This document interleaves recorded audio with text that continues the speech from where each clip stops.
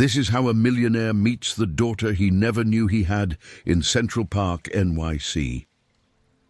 In the heart of Manhattan, where dreams collide with reality and millions of stories unfold daily, Central Park serves as an oasis of unexpected encounters. The morning mist rises from the reservoir, carrying with it the hopes and struggles of 8 million souls who call this concrete jungle home.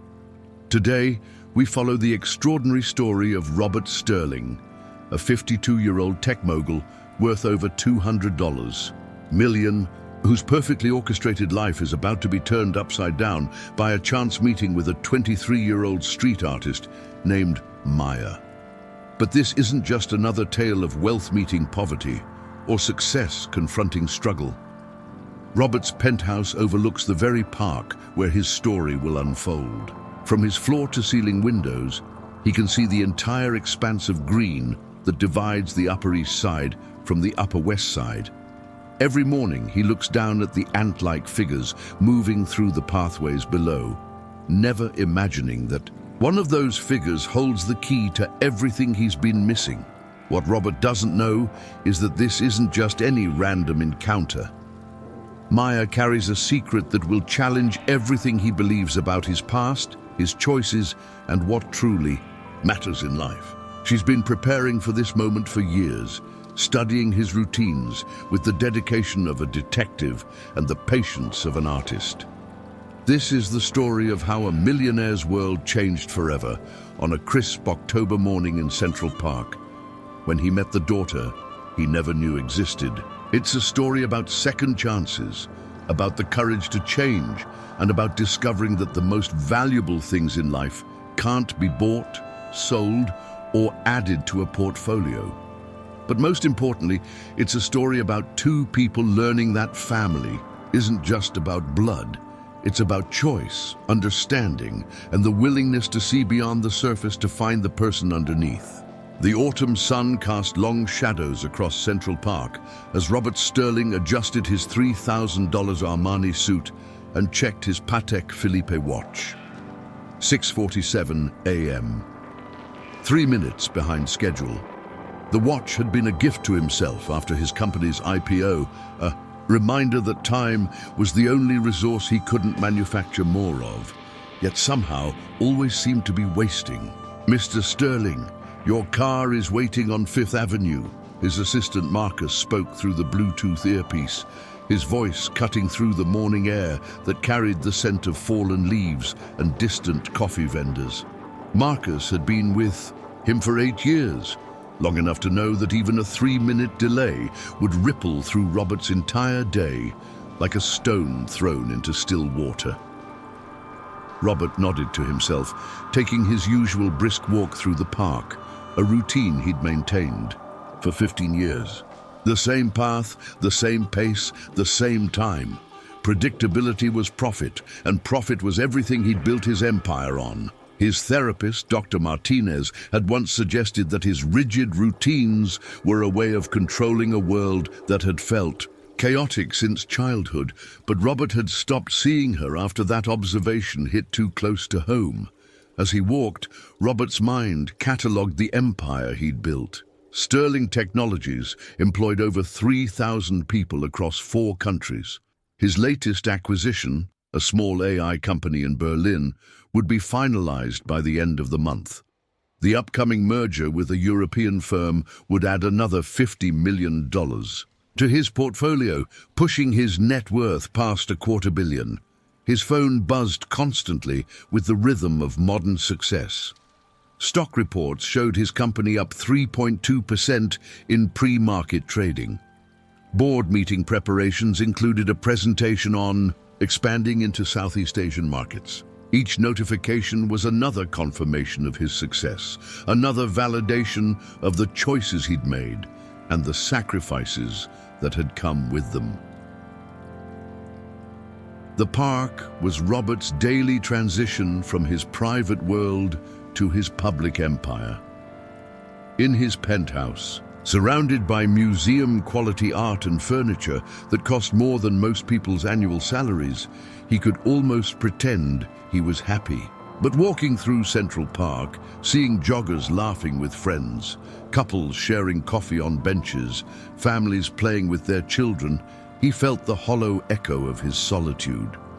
As he walked past the Bethesda fountain, Robert's mind was already in the boardroom, calculating figures and strategizing his next acquisition. He barely noticed the early morning joggers with their easy camaraderie, the dog walkers stopping to chat while their pets played, or the elderly man feeding pigeons on a nearby bench. The same man who'd been there every morning for 3 years, though Robert had never truly seen him. But then something stopped him cold. The sound of chalk scraping against concrete, deliberate and rhythmic, like a heartbeat made audible. On the pathway ahead, a young woman with dark, wavy hair was kneeling, beside what appeared to be an elaborate chalk drawing.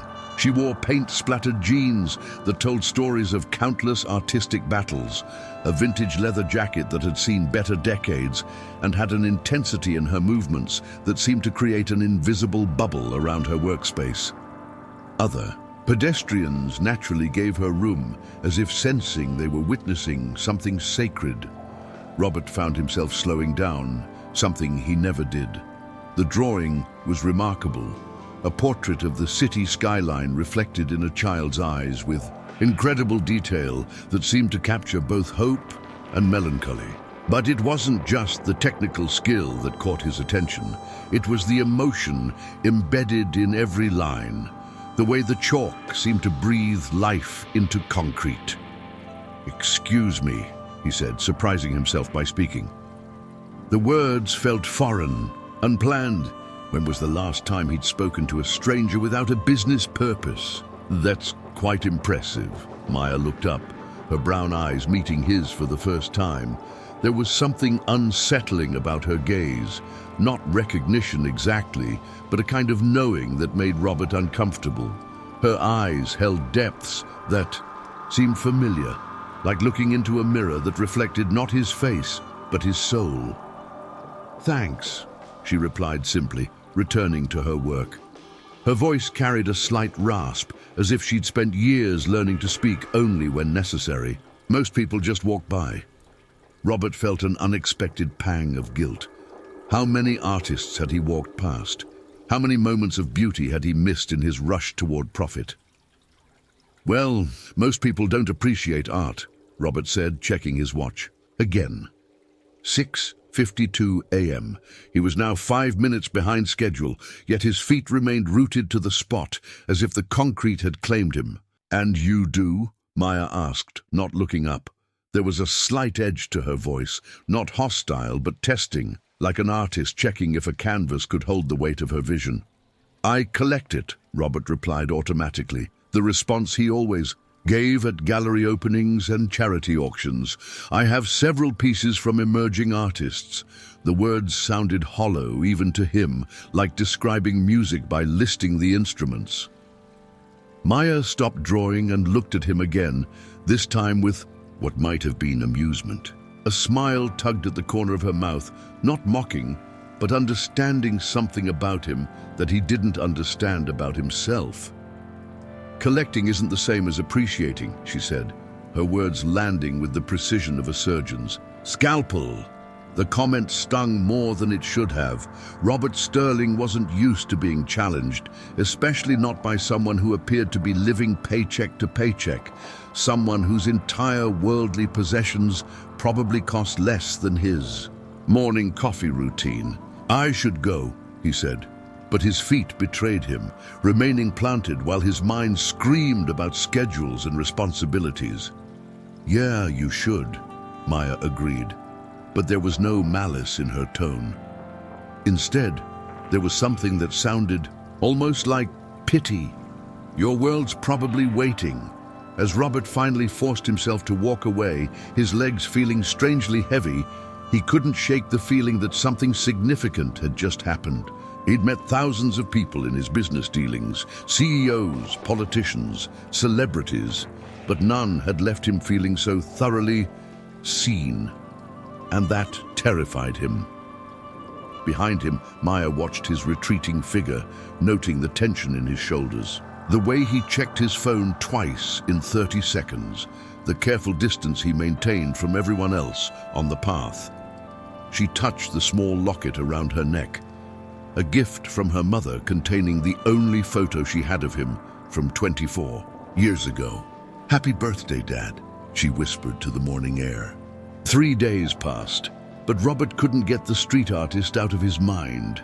During board meetings, while his CFO droned about quarterly projections, he found himself thinking about her comment regarding collecting versus appreciating art.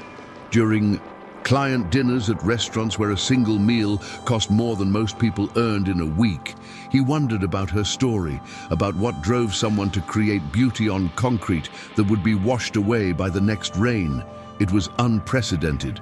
Robert Sterling didn't wonder about people. He categorized them: useful or not useful, profitable or unprofitable, relevant or irrelevant. His success had been built on his ability to compartmentalize, to see people as functions rather than individuals. But this young woman had somehow slipped past his defenses, lodging herself in his thoughts like a splinter he couldn't remove. Sleep became elusive. He'd lie in his king-sized bed, staring out at the park lights, wondering if she was down there somewhere, creating art in the darkness. He found himself researching street art online, something he'd never shown the slightest interest in before. The more he learned, the more he realized how much skill and passion went into something most people considered temporary vandalism. On Thursday morning, he deliberately altered his routine, taking the same path through Central Park 30 minutes earlier, hoping to encounter her again. His heart rate increased as he approached Bethesda Fountain, a physiological response he hadn't experienced since his first major presentation to investors 20 years ago. The spot where she'd been drawing was empty, but faint traces of chalk remained on the concrete like ghost impressions of something beautiful. He knelt down in his $3,000 suit and touched the faded lines. They felt sacred somehow, evidence of human creativity that would soon disappear completely. "Marcus," he said into his phone as he stood, brushing chalk dust. From his fingers, "I need you to do something unusual." "Of course, Mr. Sterling. What do you need?" Marcus had learned not to question his boss's requests, no matter how strange they seemed. "There's a street artist who works near Bethesda Fountain in Central Park. Young woman, early 20s, does chalk drawings. I want to know more about her." The words felt strange in his mouth, like speaking a foreign language. There was a pause that lasted exactly 4 seconds. Robert had developed an unconscious habit of timing conversations. "Sir, is this business-related?" Robert hesitated. He couldn't explain it himself. The logical part of his mind, the part that had built a fortune through calculated decisions, screamed that this was a waste of time and resources. But a part he'd thought had died years ago, needed to know. "Just find out what you can," he said finally. Marcus was nothing if not efficient. By Friday afternoon, he had compiled a surprisingly detailed report, delivered with the same precision he used for merger documents. Her name is Maya Rodriguez, 23 years old. She's been doing street art in the park for about 2 years, always in the same general area. She also works part-time at a small gallery in Soho called Canvas and Dreams. They represent local artists who can't afford traditional gallery representation. Robert leaned forward in his leather chair, the Manhattan skyline sprawling behind him. "What else?" She graduated summa cum laude from Parsons School of Design with a degree in fine arts, but couldn't afford to continue her master's program despite receiving partial scholarships. Her professors describe her as exceptionally talented but uncompromising in her artistic vision. The word uncompromising resonated with Robert in an unexpected way. He'd built his fortune on compromise, knowing when to bend, when to adapt, when to sacrifice ideals for results. She lives in a small apartment in Queens with her roommate, another artist named Sophia Chen. No significant debts, no criminal record. Volunteers at a youth center teaching art to underprivileged children. Marcus paused. But sir, there's something else. She's been asking questions about you. Robert's blood went cold, and he set down his coffee cup with hands that had suddenly become unsteady. What kind of questions? According to my contact. At the gallery, she's been researching Sterling Technologies extensively, but not your current business. She's been digging into articles about you from the late 1990s and early 2000s, specifically your time in San Francisco before you moved to New York. She was particularly interested in information about your personal life during that period. San Francisco. The name hit Robert like a physical blow, bringing with it a flood of memories he'd spent decades trying to forget. The startup days when he'd worked 80-hour weeks fueled by ambition and instant coffee. The cramped apartment he'd shared with two other entrepreneurs. The conferences, the networking events, the intoxicating feeling of being part of something revolutionary. And Elena, beautiful, brilliant Elena Rodriguez, with her own tech startup and dreams as big as his own. Get me everything you can about her background, Robert said quietly, his voice barely above a whisper. Her family, her education, everything. And Marcus? Yes, sir. This stays between us. That evening, Robert stood at his penthouse window, looking down at Central Park. The lights twinkled like earthbound stars, each one representing lives being lived, stories unfolding, connections being made. Somewhere out there, a young woman who shared a last name with someone he'd once loved was asking questions about his past. The coincidence seemed impossible, yet the alternative explanation was something he wasn't ready to consider. Not yet. He pulled out his phone and scrolled through old contacts until he found a number he hadn't called in over 20 years. His hands shook slightly as he dialed, and he had to try twice before his finger would press the call button. Hello? The voice was older, more tired than he remembered, but unmistakably familiar. Elena, it's Robert Sterling. The long pause that followed told him everything he needed to know. In that silence, 24 years collapsed into nothing. I was wondering when you'd call, Elena Rodriguez said softly, and Robert could hear tears in her voice. She found you, didn't she? Saturday morning found Robert sitting on a bench near Bethesda Fountain at 6:30 a.m., 30 minutes before his usual routine.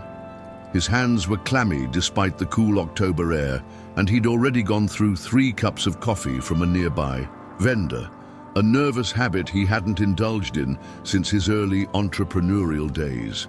The conversation with Elena had lasted until nearly midnight, 2 hours of catching up that felt like stepping into a time machine. She'd filled in the gaps of 24 years, painting a picture of a life he'd never known existed. His daughter's first steps, her first words, her first drawings that Elena had saved in a box marked, "For someday." Elena had been a fellow entrepreneur in San Francisco, working on her own tech startup focused on educational software when they'd met at a conference in 1999. Their relationship had been intense but brief, both too focused on their careers to make room for love, too ambitious to slow down for anything as messy and unpredictable as feelings. "We were so young," Elena had said during their call, her voice carrying decades of what-ifs. "We thought we had all the time in the world to figure things out." When Elena discovered she was pregnant, Robert had already moved to New York to launch Sterling Technologies with funding from a group of investors who demanded his complete attention.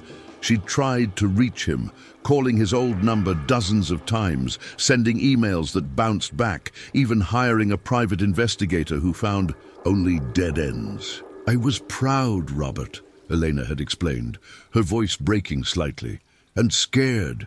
You were already becoming someone important, making headlines in TechCrunch and Forbes. I was just a failed entrepreneur working as a high school computer teacher to pay the bills. I didn't want to be the woman who trapped you with a baby you didn't plan for.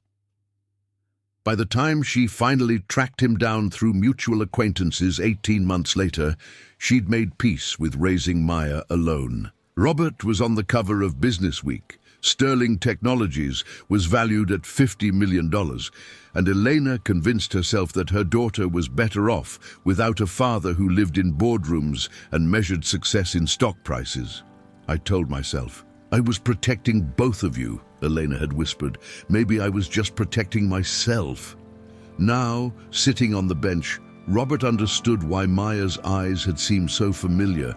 They were his mother's eyes, the same brown eyes he saw in old photographs, the same intensity he recognized when he looked in the mirror.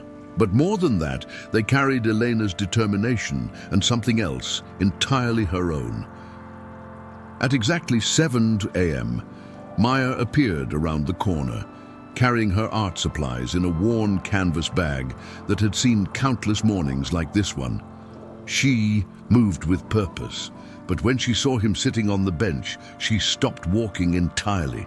For a long moment, they simply looked at each other across the pathway. Other park visitors flowed around them, joggers with their rhythmic breathing, dog walkers calling cheerful good mornings to each other, tourists consulting maps. But Robert felt as though they were suspended in a bubble outside of time. Maya approached slowly and sat down on the opposite end of the bench, maintaining careful distance like a wild animal, deciding whether to trust. "So," she said, her voice steadier than Robert felt, "you talked to Mom." "Last night," Robert confirmed, then added more softly, "She told me everything. About San Francisco, about trying to reach me, about..." He paused, the word feeling foreign, on his tongue. "About you," Maya nodded, looking out at the fountain rather than at him. The morning light caught the spray of water, creating tiny rainbows that appeared and disappeared in seconds, beautiful and ephemeral, like chalk art on concrete. "I used to hate you, you know," she said matter-of-factly. "When I was little, I created this whole elaborate story about how you abandoned us, how you were this terrible person who didn't want a daughter because she wasn't profitable enough." Robert's chest tightened, but he remained silent. "I'd see other kids with their fathers at school events, at the playground, and I'd make up reasons why mine wasn't there. Sometimes you were a secret agent on dangerous missions. Sometimes you were a famous artist living in Paris, but most of the time you were just selfish." The words hit harder than any business criticism Robert had ever received. "Maya, I never knew," he began. "I know," she interrupted, finally looking at him directly. "Mom explained it all when I turned 18 and started asking serious questions that deserved real answers. How you'd moved across the country chasing your dreams, how she couldn't reach you through all the lawyers and assistants, how she made the decision to protect you from a responsibility you never asked for."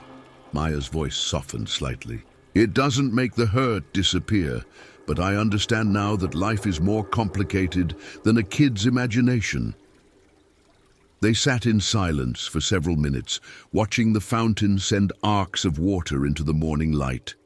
A jogger ran by with a golden retriever, both of them breathing hard and looking blissfully happy. A couple shared a bagel on a nearby bench, reading different sections of the same newspaper. "Why didn't you approach me sooner?" Robert asked. "If you've been researching me, if you know where to find me." Maya smiled, but it was sad rather than happy. The expression of someone who'd learned to find humor in heartbreak. "Because I needed to know who you really were first, not just the version in business magazines. I've been watching you for months, Robert. Your routines, your habits, how you interact with people, or more accurately, how you don't interact with them." She gestured toward the chalk-stained pathway where her art lived and died with each rainfall. "I've been coming here every morning for 2 years, timing my art to coincide with your walks, hoping to accidentally run into you." Do you know how many drawings I've created just waiting for the right moment? 2 years. Robert was stunned. The dedication, the patience, it spoke to a determination he recognized in himself. I wanted to see if you were someone worth knowing, Maya continued. If you were someone who might actually want a daughter, or if you were just another wealthy man, too busy counting money to notice the world around him. The assessment was brutal in its honesty. And what did you conclude? He asked quietly. Not. Sure, he wanted to hear the answer. Maya turned to face him fully for the first time, studying his face with an artist's eye for detail. That you're both. You're incredibly successful, clearly intelligent, and you've built something impressive from nothing. Mom told me about your childhood, about how you grew up with nothing and made yourself into someone important. Robert felt exposed, realizing that Elena had shared stories he'd almost forgotten telling her. But you're also lonely, aren't you? Maya continued.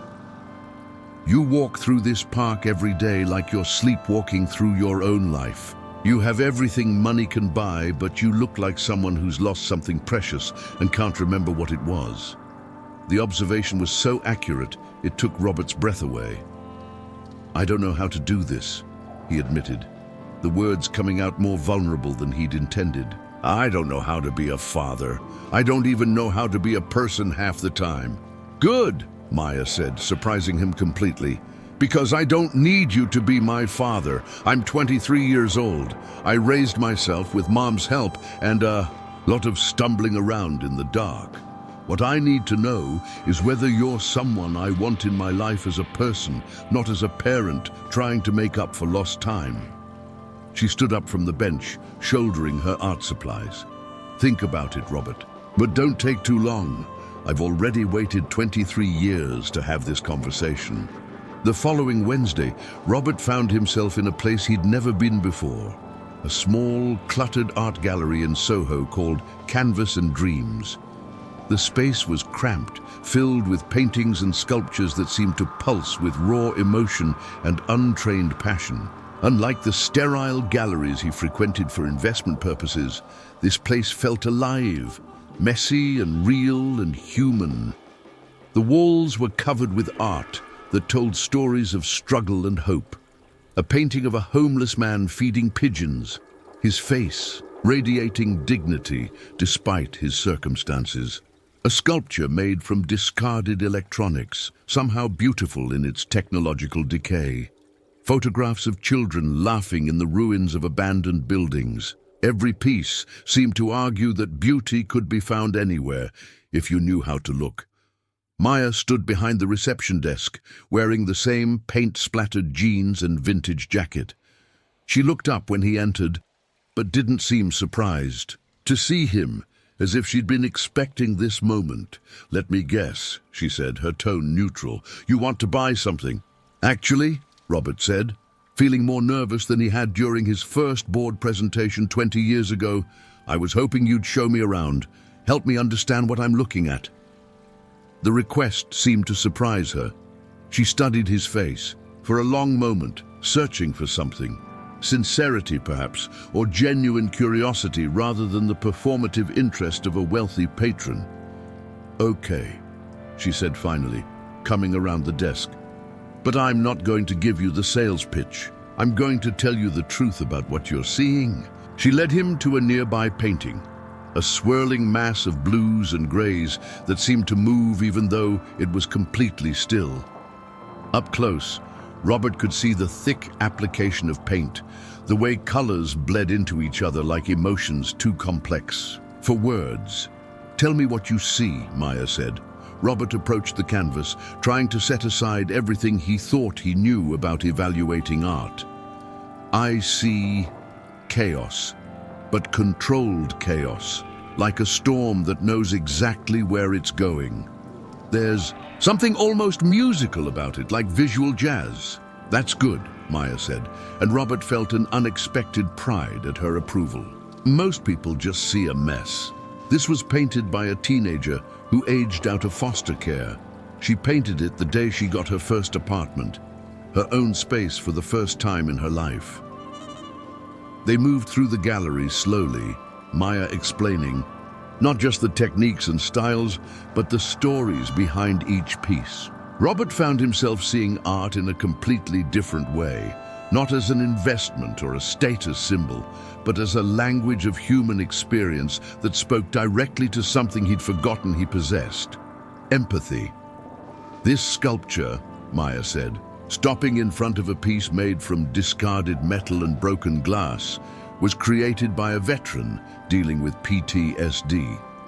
He can't talk about his experiences, but he can shape them into something beautiful. Robert studied the piece more closely, seeing how the artist had taken broken things and arranged them into something that somehow conveyed both destruction and hope. "Why do you work here?" Robert asked as they paused in front of a series of photographs documenting life in low-income housing projects. "With your degree, your talent, you could probably get a position at any major gallery in the city. MoMA, Whitney, they'd be lucky to have you." Maya smiled, but it was the sad smile he was beginning to recognize. Because the major galleries already have plenty of money behind them, plenty of people are fighting to get their artists noticed. These artists don't. They need someone who believes in them before they become profitable, someone who sees their worth when the rest of the world walks by. The comment hit Robert like a physical blow, forcing him to confront an uncomfortable truth about his own life. How many times had he passed over something or someone because they weren't immediately profitable? How many Mayas had he walked past without seeing? "Maya," he said, his voice quiet in the small space, "I owe you an apology." "For what?" "For the life I lived that made it impossible for your mother to reach me. For being so focused on success that I missed out on watching you grow up. For becoming the kind of person someone would hesitate to contact, even with news as important as..." He gestured vaguely between them. "This." Maya leaned against the gallery wall, crossing her arms, a gesture that reminded him painfully of Elena. "You know what's funny? I spent years being angry about that. But watching you these past few months, researching your background, I realized something. You weren't avoiding responsibility. You were just living the only way you knew how. That doesn't make it right. No, but it makes it human." Maya looked around the gallery at all the imperfect, beautiful art surrounding them. "Everyone here has made choices they regret. The difference is what they do next." Robert nodded slowly, feeling the weight of possibility and fear in equal measure. "What do you want me to do next?" "I want you to decide if you're willing to change. Not for me necessarily, but for yourself. Because the Robert Sterling I've been watching seems pretty miserable despite all his success." Over the next 2 hours, they talked about art, about dreams, about the difference between achieving goals and finding purpose. Robert learned that Maya donated half her earnings to programs for underprivileged youth interested in art. He learned that she'd turned down 3 lucrative positions at major galleries because they would have required her to compromise her values. He learned that she was everything he'd never thought to become, successful in ways that couldn't be measured in dollars or stock prices.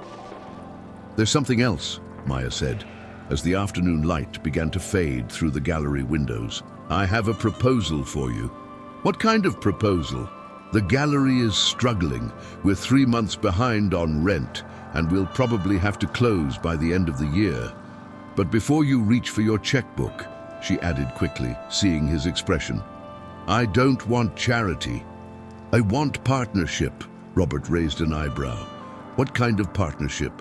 "You have business experience I could use. I have something you need, a way to make your money mean something beyond just making more money. Help me figure out how to make this place sustainable, and I'll help you figure out how to live a life that's about more than just profit margins." As the sun set over Soho, Robert made a decision that surprised them both. "I want to make a donation to the gallery," he said, "a significant one. But I also want to do what you suggested. work with you to make this place sustainable. Not as a silent investor, but as someone who learns what you're trying to do here." Maya stared at him. "Why?" "Because you're right. I have been sleepwalking through my own life. Maybe it's time I started waking up." 6 months later, Robert Sterling still took his morning walk through Central Park, but everything about his routine had changed. Instead of rushing through with his phone pressed to his ear, fielding calls from Hong Kong and London, he walked, slowly enough to notice things. The way light filtered through the trees in geometric patterns that reminded him of Maya's chalk art. The determination of street artists pursuing their passion despite uncertain futures. The simple joy of the elderly man who still fed pigeons every morning, whose name, Robert had learned, was Harold, and who had been a jazz musician in Harlem. During the 1960s, Maya met him for coffee every Saturday morning at a small cafe near the gallery. Not as father and daughter trying to recreate a relationship that had never existed, but as two people genuinely getting to know each other. Sometimes they talked about business. Maya had insights that challenged Robert's thinking in ways his expensive consultants never had. Sometimes they talked about art. Robert was slowly learning to appreciate rather than just collect. To see beauty as something to be experienced rather than possessed. The donation to Canvas and Dreams had been the first of many changes in Robert's life. He'd quietly established a foundation supporting young artists, but more importantly, he'd begun to transform how he operated Sterling Technologies. Employee wellness programs that actually prioritized wellness over productivity.